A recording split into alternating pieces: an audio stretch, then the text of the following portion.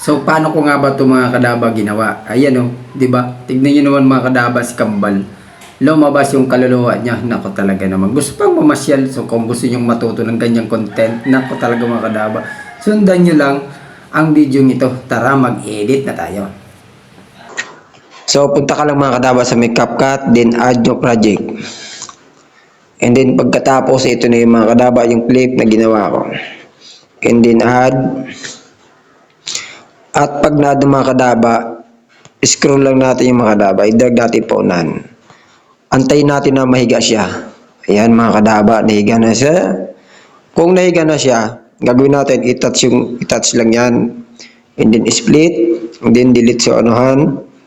Ayan, delete natin mga kadaba. Ayan, pag na-delete na siya mga kadaba, hanapan natin ng tsimpo kung saan siya gumalaw. Ito na, gumalaw na siya. I-drag natin pa atras, and then split natin mga kadaba. Ay, hindi pala split. Touch natin, and then hanapan natin mga kadaba yung freeze. Asan na ba si freeze? Chok freeze, asan ka na? Ito na mga kadaba si press.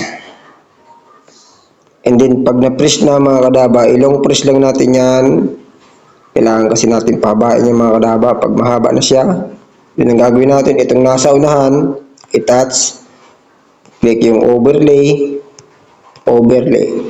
Asa na ba si Cho overlay? Lumabas ka na. Ito overlay. Pag naka-overlay na, gagawin natin mga kadaba. I-touch lang natin yung paunahan. Ayan. Pantay lang natin siya mga kadaba. Ganyan lang. Ayan. Pag pantay na siya mga kadaba, ang gagawin natin, i-click natin to. Then hanapin natin si opacity. Si opacity. Chok lang mga kadaba. Opacity ha. Ayan mga kadaba. Opacity. Ngayon, ang gagawin natin mga kadaba, siyempre gumalaw siya. Dito tayo magsimula sa unahan. I-adjust lang natin ito mga kadaba ng mga 60. Depende sa inyo mga kadaba kung anong adjust ang gusto nyo. And then pag na-adjust na mga kadaba, i-play natin. So ayan mga kadaba, di ba? Lumabas yung kanyang kaluluha. Di ba? Ang gagawin natin kasi parang halos parehas silang kaluluha mga kadaba, di ba? Kung napapansin nyo, di ba mga kadaba? Halos parehas sila ng kaluluha. Ang gagawin natin dyan mga kadaba, pindutin natin itong chroma key. Yan, lagyan natin ng chroma key yan. And then, i-drag natin. Tapos, pag na-drag ng mga kadaba, ang gagawin natin, i-adjust lang natin itong mga kadaba. Hanapan natin siya ng tsimpo. Halimbawa dito mga kadaba, okay na yan dyan. Then, pag gagalaw na siya si kadaba, ayan, lagyan natin ng chroma kay mga kadaba. Tapos, pag tumayo na siya, i-adjust pa natin siya mga kadaba.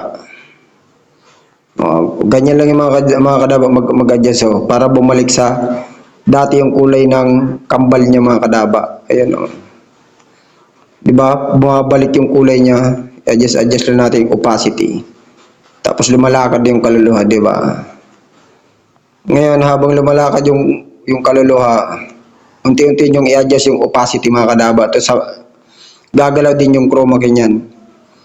So, ganyan lang yung mga kadaba. O, di ba? Nawala na si kadaba. Ganyan lang. Then i-check nyo na. Ayan. Pag okay na siya mga kadaba, ang gagawin natin, tanggalin lang natin yung mga sobra-sobra dyan. So, kailangan hanapin natin si split. Split. Delete. At sa taas, split, delete. So, okay na yan mga kadaba. So, i-play natin. Play. Ayan, ang sarap ng tulog talaga ni kadaba naman talaga. Relax na relax. So, ganyan lang mga kadaba yung tamang pag-edit yan mga kadaba. So, pakishare na lang ng video na ito mga kadaba. Nang sa ganun, marami din makalat. O, ganyan lang yung mga kadaba. O, di ba? Oh, 'di ba napakalupit, napakatindi naman talaga ng mga kadaba. So, ganyan lang mga kadaba, ganun lang. Then, pakipalo na lang ng video na itong mga kadaba. And then, click natin 1080p para malinaw yan. Siyempre, kailangan export. Okay na. Thank you, maraming salamat mga kadaba. Okay na.